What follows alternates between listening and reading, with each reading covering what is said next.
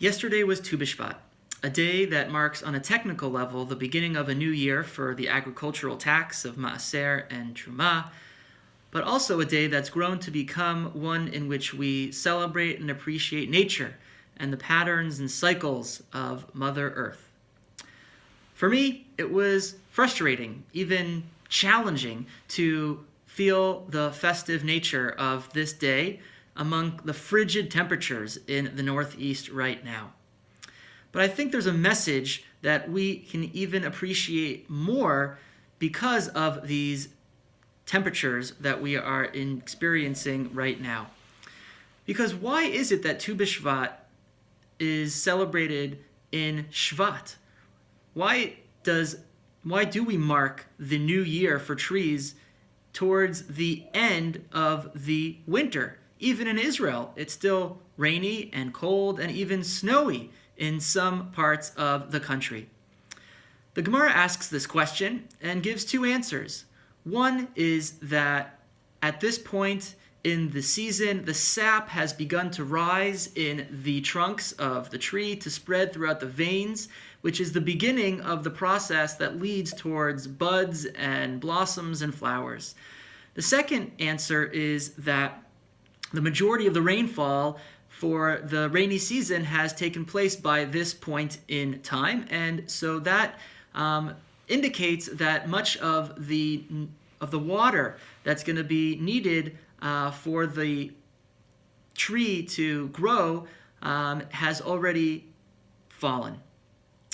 So from this we can see that Tu B'Shvat is celebrating something beneath the surface, that we're celebrating the inner life of the tree, that there is a process that we cannot detect, that we can't observe, but that we know is happening.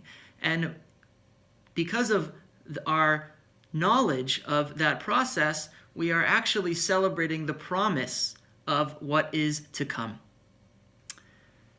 This message of Tu B'Shvat being a time for us to see beneath the surface and to appreciate that which is beyond what meets the eye is something that we see in the character that our Parsha is named after. As the curtain opens on our Parsha, we encounter the figure of Yitro. Vayishma Yitro Kohen Midian Choten Moshe. Yitro, who was this priest in the area of Midian, also the father-in-law of Moshe, he comes and joins the Jewish people after hearing all of the miraculous makot that transpired during the Exodus, and he says, Ata yadati ki gadol Hashem mikol ha'elohim. He says, now I know. After learning about all of these miracles that have taken place, I now know for sure that Hashem is the true God. Rashi says something enigmatic about this knowledge that Yitro now has. Rashi says Ata yadati, that the phrase Ata yadati would seem to indicate a knowledge that takes place from this point forwards. Ata, now I know that this is the case, meaning or implying that in the past I did not know this. But Rashi says Mikiro hayiti, that Yitro is saying I did recognize Hashem l'sha'avar, even in the past. V'achshav biyoter, but now, after hearing about all that's taken place to the Jewish people as they left Egypt, I know about Hashem even more so. And I think the point that Rashi is underscoring here is that Yitro is the kind of guy who is looking at the world in a way that we would say is deep.